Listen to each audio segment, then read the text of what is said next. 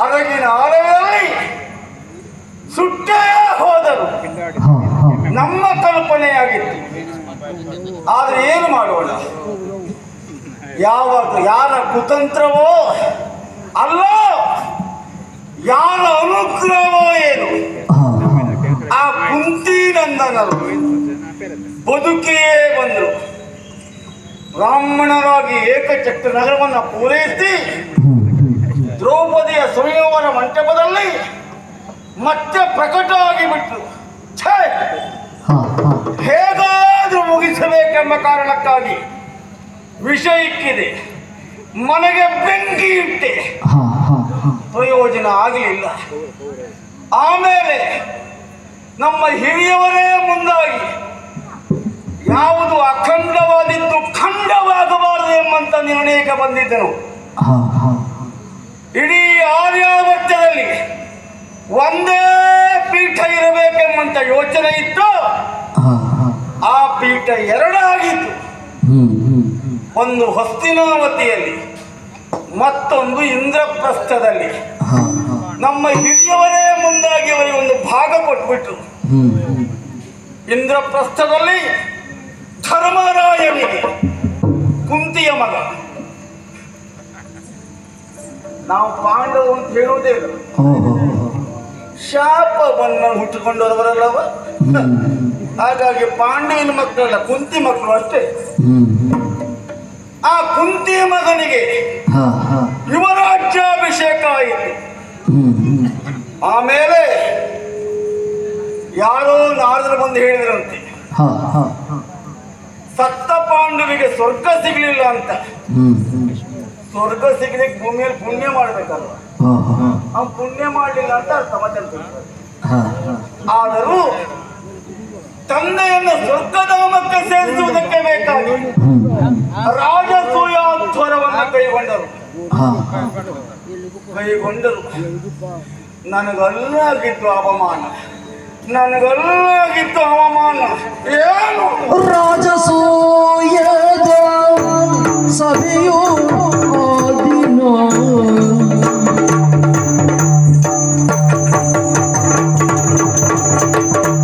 ರಾಜಸೂಯದ ಸಭೆಯೋ ದಿನ ರಾಜಮುಖಿಯರ ಮುಂದೆ ನಾಚಿಕೆ,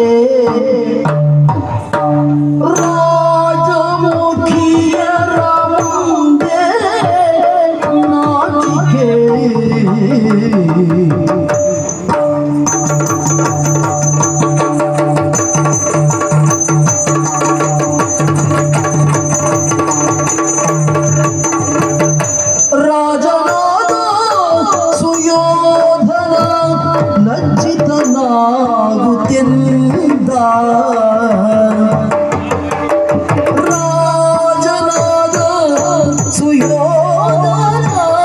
ಲಜ್ಜಿತನಾಗುತ್ತೆಂದ ಲಜ್ಜಿತ ಆಗುತ್ತೆಂದ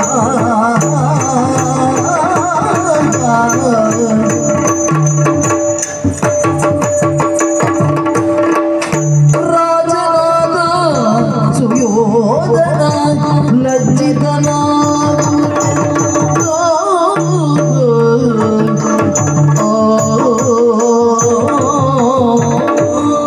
ನಮ್ಮ ಕಲ್ಪನೆ ಒಂದಾಗಿತ್ತು, ಹಾ ಪಾಂಡವರು ದರಿದ್ರರು ಎಂಬುದಾಗಿ. ಹಾ ಹಾ ಅವರಲ್ಲಿಯೂ ಸಂಪತ್ತಿದೆ ಎಂದು ಗೊತ್ತಾಗಿದೆ ಯಾವಾಗ ಹಾ ಹಾ ರಾಜಸೂಯಾಧ್ವರದಲ್ಲಿ. ಎಷ್ಟು ಸಂಪತ್ತು, ಮುತ್ತು ರತ್ನ ವಜ್ರ ವೈಡೂರ್ಯ ಎಲ್ಲವನ್ನ ಚೆಲ್ಲಿದ್ದಾರವರು. ಅದು ಹೇಗೆ ಬಂತವರಿಗೆ ಸಂಪತ್ತು? ಹಾ ಹಾ ಪ್ರತಿ ಹಸ್ತಿನಾವತಿಯೋ ಎಂಬಂತ ಭ್ರಮೆಗೆ ನಾವು ಒಳಗಾದೊಮ್ಮೆ ಅವರ ಐಶ್ವರ್ಯ ಹಾ ಹಾ ನನ್ನ ಹೊಟ್ಟೆಗೆ ಬೆಂಕಿ ಇಟ್ಟಿತು. ನಮ್ಮಲ್ಲಿ ಕಡಿಮೆ ಇಲ್ಲ ಎಂಬಂತ ಭಾವನೆಯಿಂದ ನಾನು ಉಳಿದೆ. ರಾಜಸೂಯಾಧ್ವರದಲ್ಲಿ ಹಾ ಹಾ ನನಗೂ ಒಂದು ಅಧಿಕಾರ ಕೊಟ್ಟಿದ್ರು. ಭಂಡಾರದ ಬೀಗದ ಕೈ ನನಗೆ ಕೊಟ್ಟಿದ್ರು. ಹಾ ಹಾ ಭಂಡಾರದ ಉಸ್ತುವಾರಿಯಾಗಿ ಮೇಲ್ವಿಚಾರಕನಾಗಿ ಹೊಣೆಗಾರಿಕೆಯನ್ನು ಹೊತ್ತವ ನಾನು. ಹಾ ಸ್ಥಾನ ದೊಡ್ಡದೆ. ಯಾಕೆ ಭಂಡಾರತೆ ಕೊಟ್ಟವರು? ಐಶ್ವರ್ಯ ಇರುವುದು ಭಂಡಾರದ ಒಳಗೆ. ಹಾ ಹಾ ನಮ್ಮ ಐಶ್ವರ್ಯ ಕೌರವನಿಗೆ ಗೊತ್ತಾಗಲಿ ಎಂಬ ಕಾರಣಕ್ಕೆ ನನಗೆ ಕೊಟ್ಟಿದ್ದು ಅಧಿಕಾರವನ್ನ. ಮಹಾ ದ್ರೋಹಿಗಳು, ವಂಚಕರವರು, ಸಾತ್ವಿಕರ ಹಣೆಪಟ್ಟಿಯಲ್ಲಿ ಬದುಕನ್ನು ಸಾಗಿಸುವಂತ ಪಾಂಡವರು ಅಷ್ಟೇ. ಹೊರಗೆ ಬಿಳಿ ಒಳಗೆ ಕಪ್ಪು. ನಮ್ಮದಾಗ ಹೊರಗೆ ಕಪ್ಪು ಒಳಗೆ ಬಿಳಿ, ಅಷ್ಟು ಒಳ್ಳೆಯವರು ನಾವು. ಆಮೇಲೆ ಅವರ ಎಲ್ಲ ಸಿರಿ ಸಂಪತ್ತನ್ನ, ವೈಭವವನ್ನ, ಶೃಂಗಾರವನ್ನ ಕಾಣುವುದಕ್ಕೆ ಬೇಕಾಗಿ ನಾನು ನಡೆದೆ. ಎಲ್ಲ ತೋರಿಸ್ತಾ ಹೋದೆ, ನಾನು ನೋಡ್ತಾ ಹೋದೆ. ಇಲ್ಲ ಆಗಿದ್ದು ನಮಗೆ ಅವಮಾನ. ಅಯ್ಯೋ, ಮಯ ನಿರ್ಮಿತವಾದಂಥ ಮಂಟಪ, ಒಂದು ರೀತಿ ಮಾಯಾ ಮಂಟಪ. ನಡೆಯುತ್ತಿರುವಾಗ ಬಿದ್ದೆ. ನನಗೆ ಜಲ ಅಂತ ಗೊತ್ತಾಗಲಿಲ್ಲ. ನೆಲ ಎಂಬಂತ ಭ್ರಮೆಯಲ್ಲಿ ನಡೆದೆ, ಬಿಟ್ಟೆ. ಹಾಗೆ ಮತ್ತೆ ಮುಂದುವರಿದೆ. ಜಲ ಎಂಬುದಾಗಿ ಹೆಜ್ಜೆ ಇಟ್ಟು ನೆಲ. ಜಲದಲ್ಲಿ ನಾನು ಬಿದ್ದಾಗ ದ್ರೌಪದಿ ಉಪ್ಪರಿಗೆ ಮೇಲೆ ಕುಳಿತು ನಗಾಡಿದ್ದಲ್ಲ ಅವಳು.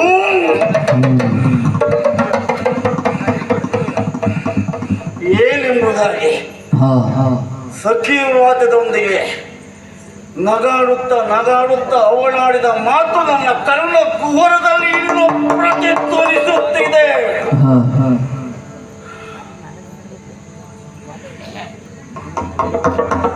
ದ್ರೌಪದಿ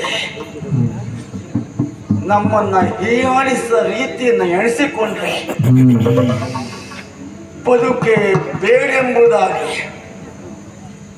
ಅಂತ ಭಾವಗಳೇ ಹುಟ್ಟಿಕೊಳ್ತಾ ಇದೆ. ಕಣ್ಣು ಮುಚ್ಚಿದ್ರು ಅವಳು ಹೀಯಾಳಿಸಿದ್ದೇ ನೆನಪಾಗುವುದು.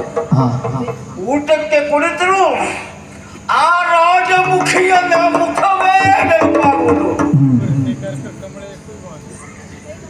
ಕುರುಡರ ಮಕ್ಕಳು ಕುರುಡರೇ ಎಂಬುದ ಹೇಳಿದ್ಲಲ್ಲ ಅವಳು. ಕುರುಡನೆ ಕುರುಕುಲದ್ದೇ ಅವಮಾನಕ್ಕೊಳಗಾದೆ. ಏನ್ ಮಾಡ್ಲಿ? ಅಯ್ಯೋ,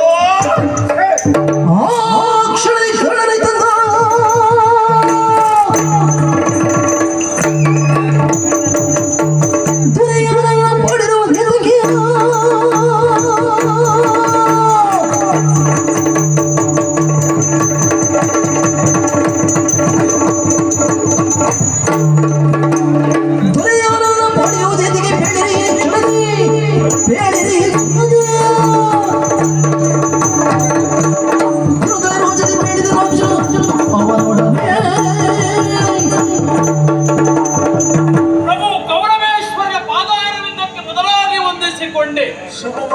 ಹೇಳು.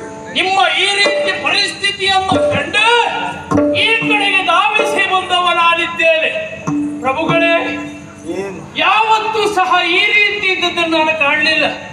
ಮನಸ್ಸಿನ ವದನ ಸೂಚಿಸುತ್ತದೆ ಎಂಬ ನೆಲೆಯಲ್ಲಿ ಯಾವುದೋ ರೀತಿಯ ಚಿಂತೆ ನಿಮಗೆ ಬಂದಿದೆ ಎನ್ನುವುದು ಅರ್ಥ ಆಯಿತು. ನಾನು ಈ ಸಮಯದಲ್ಲಿ ಭರವಸೆಯನ್ನು ಕೊಡಲೇಬೇಕು. ಏನು ಕಾರಣ ಏನು?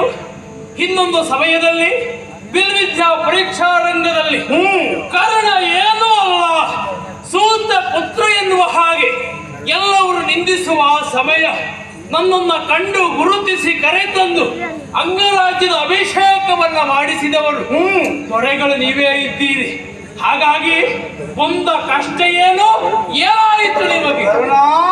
ಮಾನಹಾನಿಯದಾಯ್ತು ವೈರಿಗಳ ಮುಂದೆನೆಯೇ, ಮಾನಹಾನಿಯದಾಯ್ತು ವೈರಿಗಳ ಮುಂದೆನಗೆ, ನಾನಿದ್ದು ಫಲವೇನು ಇನ್ನೂ,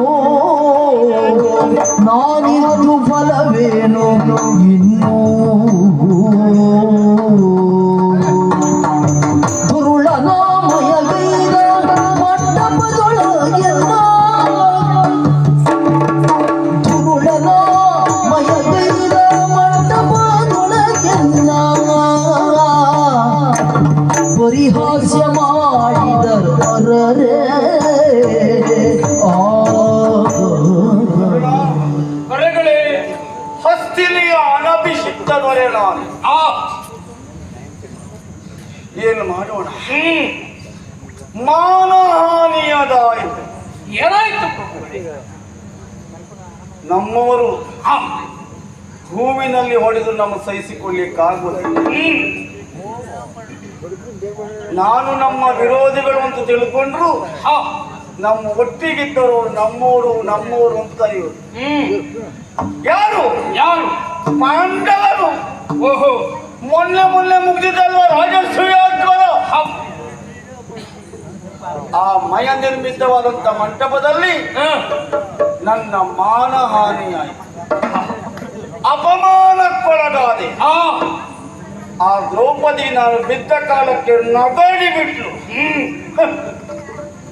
ನಿಮ್ಮ ತಂದೆಯವರು ಕುರುಡರು, ನೀವು ಕುರುಡರೇ ಅಂತ ಕೇಳಿಬಿಟ್ರು. ಅದು ನನ್ನ ಸ್ವಾಭಿಮಾನಕ್ಕೆ ಕೊಟ್ಟಂತ ಏಟು. ಹೌದೇ? ಅಲ್ಲ, ನನ್ನ ಬದುಕಿಗಿಟ್ಟಂತ ಕಪ್ಪು ಚುಕ್ಕೆ. ಓಹೋ, ಒಂದು ನಿರ್ಣಯ ಮಾಡಿದ್ದೆ, ಜೀವನವೇ ಬೇಡ ಎಂಬುದಾಗಿ. ನನಗೆ ಸಾವೊಂದೇ ಮಾರ್ಗ ಬಿಟ್ಟು ಬೇರೆ ಇಲ್ಲ. ಅರಸ ಬಿಡುದು ಬಿಡುವುಗಳನ್ನ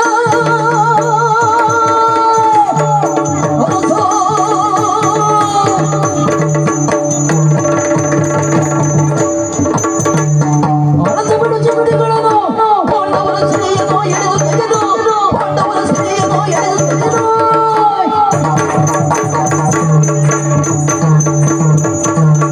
ಬರೆದರೆ ವಿಜಯವನ್ನು ಬೇಡದೆ ಬರದ ಚಿಂತೆಗಳು ಇಕೊಂಡು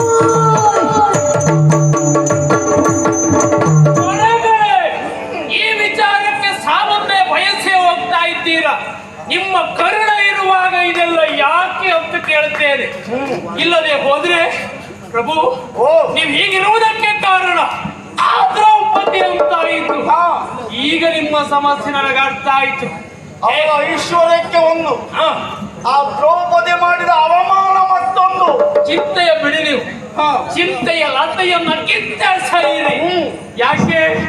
ಹೇಗಾದರೂ ಮಾಡಿ ಪಾಂಡವರನ್ನು ಸೋಲಿಸಬೇಕು, ವಿಜಯದ ಸಿರಿ ನಮಗಾಗಬೇಕು ಎನ್ನುವ ಸಮಯದಲ್ಲಿ ದ್ರೌಪದಿಯಿಂದ ಅನುಮಾನ ನಿಮಗೆ ಅವಮಾನವಾಯಿತಲ್ಲ. ಕರುಣನಾಡಿದ್ದೇನೆ, ಒಂದು ಒಪ್ಪಣೆ ಸಿಕ್ಕರೆ ಹೋಗಿ ಅವಳನ್ನು ಒಡೆಯುತ್ತೆ ಹಾಕಿ ದರದರನ ಎಳೆದು ತಂದು ಪದಮೂಲಕ್ಕೆ ಒಪ್ಪಿಸುತ್ತೇನೆ. ಒಡೆಯ, ನನ್ನ ಸಂತೋಷಕ್ಕೆ ಬೇಕಾಗಿ ಇಂಥ ಮಾತುಗಳಾಡೋದು ಬೇಡ. ಅಂದ್ರೆ ಸಾಧ್ಯವೋ ಅಸಾಧ್ಯವೋ ನನಗೆ ಗೊತ್ತಿದೆ. ಪಾಂಡವರೇನು ಹೇಡಿಗಳಲ್ಲ, ಭೀಮಾರ್ಜುನರಿದ್ದಾರೆ ಅಲ್ಲಿ. ಬರೀದು ಭೀಮಾರ್ಜುನರನ್ನು ಇನ್ನೂ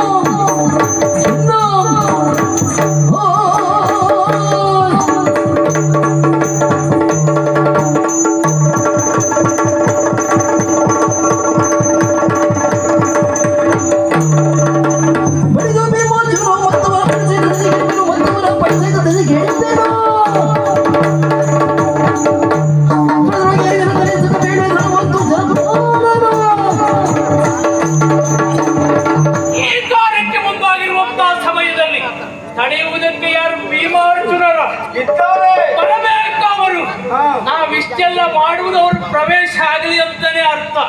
ಭೀಮಾರ್ಜುನರು ಬಂದರೆ ಪ್ರವೇಶ ಆಗ್ಲಿಕ್ಕೆ ಮುಖ್ಯ ಅಲ್ವೋ? ಮತ್ತೆ ಅವ್ರು ಪ್ರವೇಶ ಮಾಡಿದ್ರು ಅವ್ರ ಹೆದರಿಕೆ ಅಷ್ಟು ಉಂಟು ನಮಗೆ. ನಮಗಿಲ್ಲ ಅಂತ ಹೇಳ್ತೇನೆ. ಯಾಕೆ? ಕರ್ಣನ ಪರಾಕ್ರಮದ ಮೇಲೆ ಈ ಹಿಂದೆಯೇ ಭರವಸೆಯನ್ನ ಇಟ್ಟವರು ನೀವು. ಈಗಲೂ ಅದೇ ಭರವಸೆಯನ್ನು ಇಡಿ. ಭೀಮಾರ್ಜುನರು ಬಂದರೆ ಅವರನ್ನ ಕೊಂದಾದರು ದ್ರೌಪದಿಯನ್ನು ಎಳೆದು ತರ್ತೇನೆ. ಹೌದಾ? ಅಪ್ಪಣೆಯನ್ನು ಕೊಡಿ. ಯಾಕೆ ಕಣ? ಮಾಡೋಣ. ಇಬ್ಬರು ಒಂದಾಗಿ ಹೋಗೋಣ. ಅನಿತರಲ್ಲಿ ಬಂದನೋ ಶಕುನಿಯ.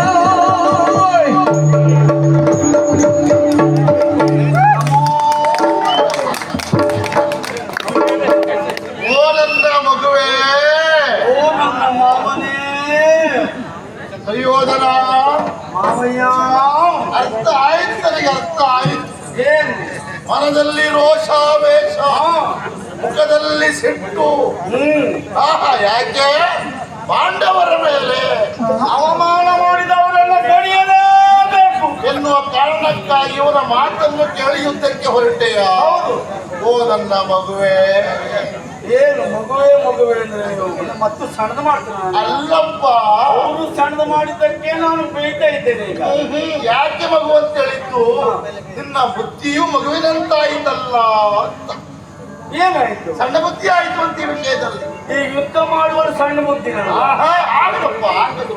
ಆಗದಾಗದು ಕುರುರಾಯ.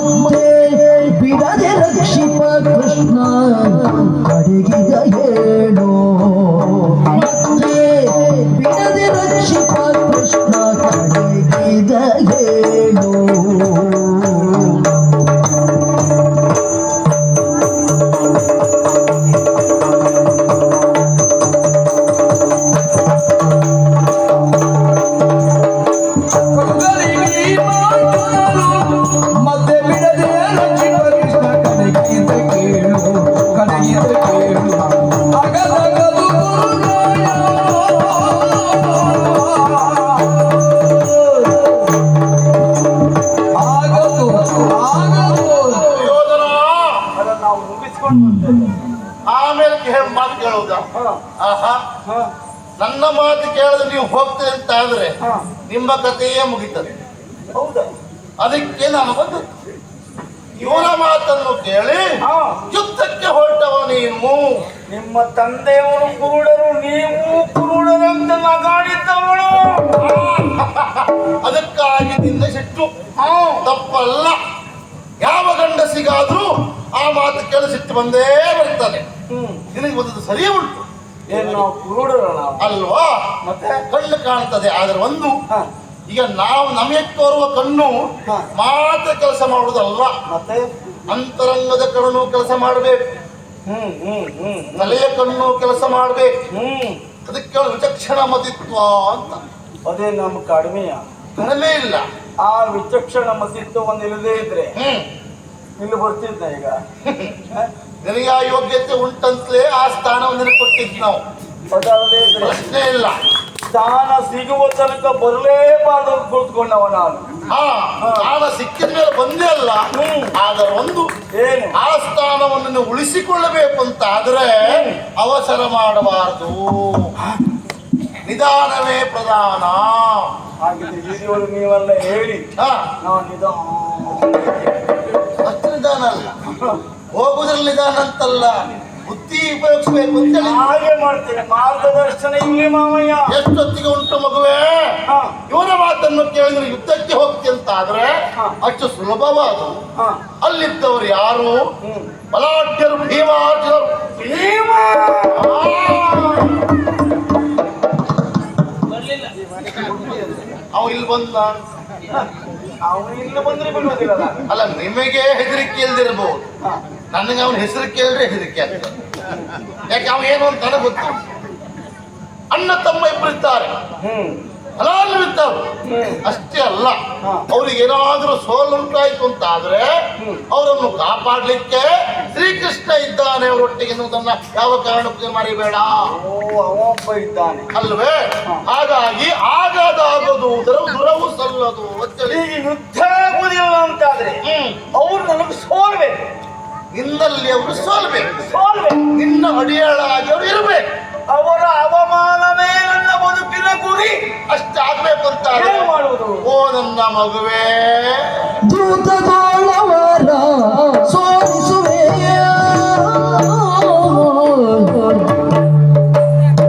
ದೂತದೋ ಅವರ ಸೋಲಿಸುವೆ, ದೂತದೋಳವರ ಸೋಲಿಸುವೆ, ಸೋಲಿಸುವೆ, ಸೋಲಿಸುವೆ.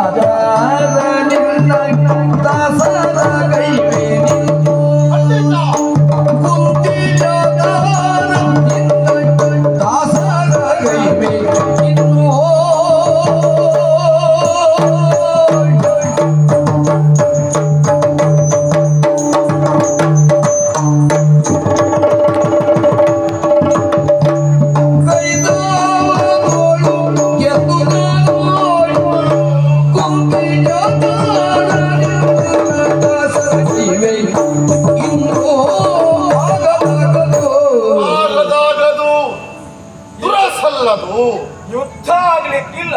ಈಗ ಬಲವೇ ಪ್ರಧಾನವಾದದ್ದಲ್ಲ, ತೋಳಬಲದ ಪ್ರಯೋಜನ ಇಲ್ಲ ಆಗಿದೆ. ಇಲ್ಲವೇ ಇಲ್ಲ. ಬುದ್ಧಿಬಲ ಉಪಯೋಗಿಸಬೇಕು, ಅದು ಬುದ್ಧಿವಂತರ ಲಕ್ಷಣ. ಯಾಕೆ? ಅಪಾಯ ಬಂದಾಗ ಉಪಾಯ ಮಾಡಬೇಕು, ಉಪಾಯ ಮಾಡಿ ತಪ್ಪಿಸಿಕೊಳ್ಳಬೇಕು, ಅದು ಬುದ್ಧಿವಂತಿಕೆ ಅಂತ. ನಮಗೆ ಬಿಸಿ ರಕ್ತ ಮಾವ, ತಪ್ಪಲ್ಲಪ್ಪ. ಏನಾದ್ರೂ ಮಾಡಬೇಕು ಅಂತ ಉತ್ಸಾಹ.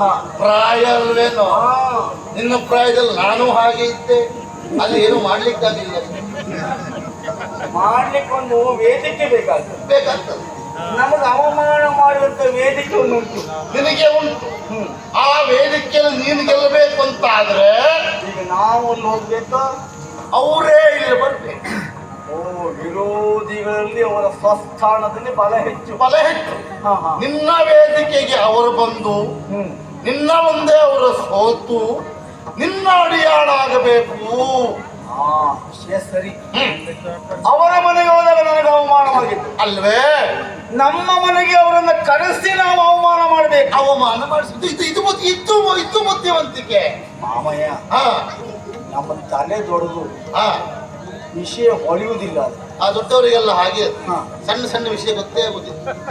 ಆ ಮಟ್ಟಿಗೆ ನೀವು ಒಟ್ಟಿಲ್ಲ.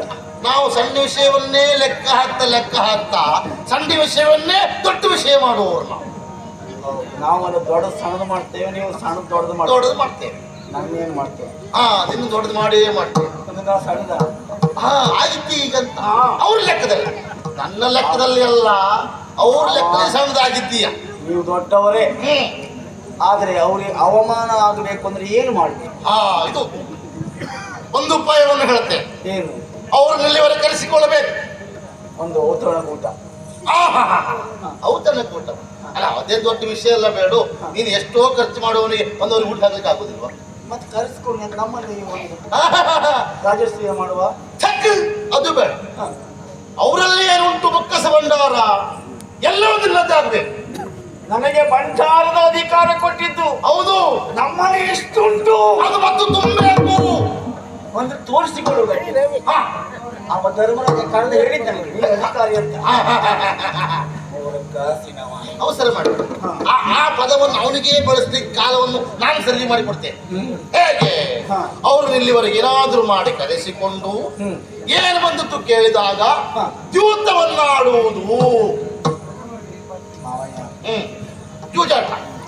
ಜೂಜಾಟ ಅಂದ್ರೆ ಅವನಿಗೆ ಒಂದು ರೀತಿ ಉತ್ಸಾಹ ಉಂಟು, ಧರ್ಮರಾಯನಿಗೆ. ಹೌದು. ಹಾ, ನನಗೆ ಬರುವುದಿಲ್ಲ. ನನ್ಗೆ ಗೊತ್ತುಂಟು, ನೀನಿಗೆ ಅದೆಲ್ಲ ಆಡಿ ಅಭ್ಯಾಸ ಇಲ್ಲ ಅಂತ ನಂಗೆ ಗೊತ್ತು. ನನಗೆ ಅಂತದ್ದು ಈ ಹಣ ಕಳೆಯುವುದು ಆಟವೇ ಗೊತ್ತಿಲ್ಲ. ಒಂದು ಏನಂತೂ ಸಂಗ್ರಹ ಮಾಡೋ ಬಗ್ಗೆ ವಿಚಾರ ಮಾಡ್ತೇ ಬಿಟ್ರೆ ನೀನು ಕಳೆಯೋ ಬಗ್ಗೆ ವಿಚಾರ ಮಾಡುದಿಲ್ಲ ಅಂತ ನಂಗೆ ಗೊತ್ತು. ಒಂದು ನನಗೆ ಬರದೇ ಹೋಯ್ತು. ನಿನಗೆ ಬರ್ದೇ ಇರ್ಬೋದು, ನಾವು ಅದರಲ್ಲಿ ಹಿಂದೆದ್ದವರು. ಓ, ನಾ ಕರೆಸು ಹಾ, ಆಡು ಅಂತ ಹೇಳು, ಆಡು ಅಂತ ಹೇಳು. ನೀನು ಆಡ್ಲಿಕ್ಕೆ ಮತ್ತೆ ನಿನ್ನ ಪರವಾಗಿ ನಾನಾಡು. ಒಂದು ಒಳ್ಳೇದಾಯ್ತು. ಹಣ ಹಾಕುವುದು ನೀನು, ಆಡುತ್ತ ಹೋದ್ರೆ ನಂದು. ಹಾ, ಹೋದ್ರೆ ನಿನ್ನ ಹೋದ್ರಲ್ಲ ನಿನ್ನದ್ದು. ಆಡುವವನಿಗೆ ಯಾವತ್ತು ಅವನ ಸಂಪತ್ತಾದ್ರೆ ಮಾತ್ರ ಸ್ವಲ್ಪ ವ್ಯಾಮೋಹ ಇರ್ತದೆ. ಮತ್ತೊಬ್ಬರು ಸಂಪತ್ತಾದ್ರೆ ನಮಗೆ ಕಷ್ಟ. ನಾನು ಕುಲ ತೋರಿಸ್ಬಿಡ್ಬೇಕು. ಈ ಬುದ್ಧಿವಂತಿಕೆ ಹೇಳಿದ್ದಲ್ವೇ ಅಲ್ಲ. ಮತ್ತೆ ನೀನು ಉದ್ಧಾರ ಆಗಬೇಕು. ನಿನಗೆ ಅವಮಾನ ಆದವರಿಗೆ ಪ್ರತಿಯಾಗ ಅವಮಾನ ಆಗಬೇಕು ಅನ್ನುವಂತ ನನ್ನ ಉದ್ದೇಶ. ನನ್ನ ಅಳಿಯಂದಿರು ನೀವು, ನಿಮಗೆ ಅವಮಾನವಾಯ್ತು ಅಂತ ಆದ್ರೆ ಈ ಶಕುನಿ ಬಿಟ್ಟೇನಾ? ಪರ್ಯಾಯವಾಗಿ ನಿಮಗೂ ಅವಮಾನವೇ. ನಾನು ನಿಮ್ಮ ಅರಮನೆ ಬಂದದ್ದೇ ತೆಗಿಬೇಕಂತಲೇ ಬಂದದ್ದು. ಯಾರನ್ನ? ನಮಗೆ ಅವಮಾನ ಮಾಡಿದವರನ್ನು. ಪಾಂಡವ. ಇದು ಸೂಕ್ಷ್ಮ ಮಗುವೆ, ಎಲ್ರಿಗೂ ಅರ್ಥ ಆಗುದಿಲ್ಲ. ಹಾಗಾಗಿ ಹೇಗೆ ಯೂತಂದ್ರೆ ಸರಸಕ್ಕೆ ಆಡುವ ಅಂತ ಆಗ ಬರ್ತಾಳೆ. ಮುಂದೆ ಅದನ್ನ ವಿರಸವನ್ನಾಗಿಸಿಟ್ಕೊಂಡು ಅವನಲ್ಲಿ ಏನೆಲ್ಲ ಉಂಟೋ ನನ್ನ ಬುದ್ಧಿವಂತಿಕೆಯಿಂದ ನಿನಗೆ ಆಗುವ ಹಾಗೆ ನಾನು ಆಟ ಆಡ್ಲಿಲ್ಲ, ನಾನು ಶಕುನಿಯೇ ಸುಳ್ಳು. ಹೌದಾ? ಅರಳಿದರ ಸನವದನ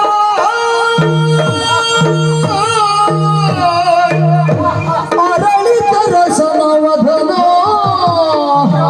ಅರಳಿದರ ಸನವದನ ಹರುಷರಿ ಮರುಕ ಹರಿಯಿತು ಧೈರ್ಯ ಉಕ್ಕಿತೋ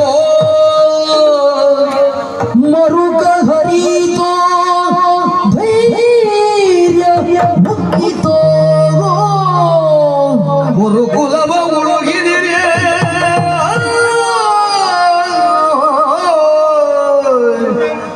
ಗುರುಕುಲವ ಉಳುಗಿದಿರಿ ದಯೆಯಲಿ ಮಾವನಿಯೋ ಗುರುಕುಲವ ಉಳುಗಿದಿರಿ ದಯೆಯಲಿ ಮಾವ ನೀವಿಂದು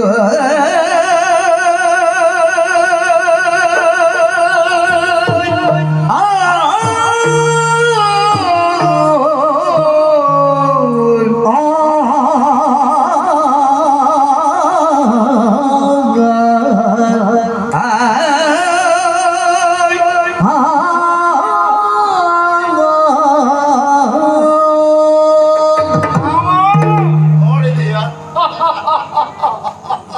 ನಿನ್ನ ಮುಖದ ಮೇಲೆ ಅರಳಿತವ ನನ್ನ ವದನ. ಈಗ ನಿನ್ನ ಮುಖದ ಮೇಲೆ ಹಾಕಿದ್ರೆ ಆಗ ಸುಟ್ಟೆ ಹೋಗ್ತಿತ್ತು. ಈಗ ಅಷ್ಟು ಬಿಸಿಯಾಗಿತ್ತು ಮುಖ. ಈಗ ಅದೇ ಮುಖ ಅರಳಿದ ತಾವರೆಯಂತಾಗಿತ್ತು. ನಮ್ಮಲ್ಲುಂಟು ಎಂಬುದಾಗಿ ಯಾವುದನ್ನ ತೋರಿಸಿಕೊಟ್ರು ಅದು ನಮ್ಮನೆಗೆ ಬರಬೇಕು. ಬರ್ಬೇಕು. ನನ್ನನ್ನ ಯಾರು ಅವಮಾನಿಸಿದ್ರು ಅವರು ಅವಮಾನ ಕೊಡಬಾರಬೇಕು.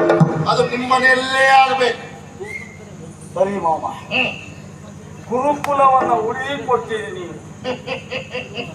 ನಾನು ಬಂದದ್ದೇ ಅದಕ್ಕಾಗಿಯೇ. ಅದಕ್ಕಾಗಿಯೇ ನಾವು ಇಟ್ಕೊಂಡಿದ್ದು. ಆಗ್ಲಿ ಆಗ್ಲಿ.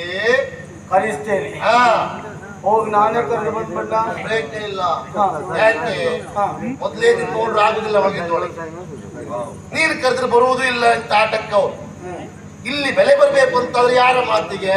ಯಾರು ಮಾತು? ನಿನ್ನ ಅಪ್ಪನ ಬಗ್ಗೆ ಅಪಾರವಾದ ಗೌರವ, ನನ್ನ ಭಾವನ ಬಗ್ಗೆ.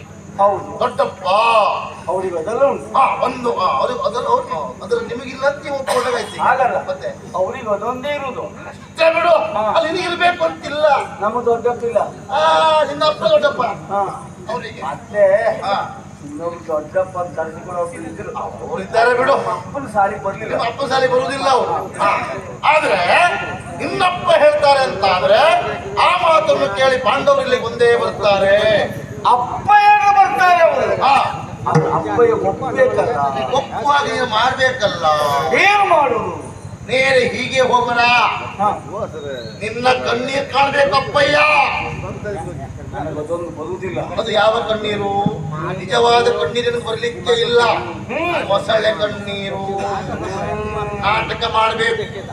ಅಪ್ಪದಲ್ಲಿ ಹೇಳಬೇಕು, ನನಗೆ ಅವಮಾನ ಆಯಿತು, ಅವರಿಂದ ಹೀಗೆಲ್ಲ ಹೇಳಿ ಹೇಳಿ ಪರಿಹಾರ ಆಗ್ಬೇಕಂತ ಆದ್ರೆ ಅವರನ್ನು ಜೂತಕ್ಕೆ ನೀವು ಕರೆಸಬೇಕು ಅಂತ ಹೇಳಿ. ಬರ್ಲಿ ಕೇಳಿ ಅಷ್ಟು ಹೇಳ್ತೇನೆ. ಮತ್ತೆ ನೋಡುವ. ಮತ್ತೆ ನಾನಿದ್ದೇನೆ ಬಿಡು. ಅಂದು ಅವ್ರದ್ದು ಬರ್ಲೇ ಇಲ್ಲಿ. ಹೌದಲ್ಲ? ಮತ್ತೆ ನೋಡ್ಕೊಳ್ತೇನೆ. ನಾ ಬರಿಸ್ತೇನೆ. ಅಷ್ಟು ಮಾಡು. ಅಪ್ಪನ ಕೈ ಕಾಲು ಹಿಡಿದು ಬರಿಸ್ತೇನೆ. ಹಾಗೆ ಮಾಡು. ಜೊತೆ ಕರುಣ್ ಇಟ್ಕೊಳ್ತೇನೆ. ಮಾಡಿದ್ದೇನೆ. ಹಾ. ಹಾಗಿದ್ರೆ ಬರ್ಲೇ ಅಪ್ಪಯ್ಯ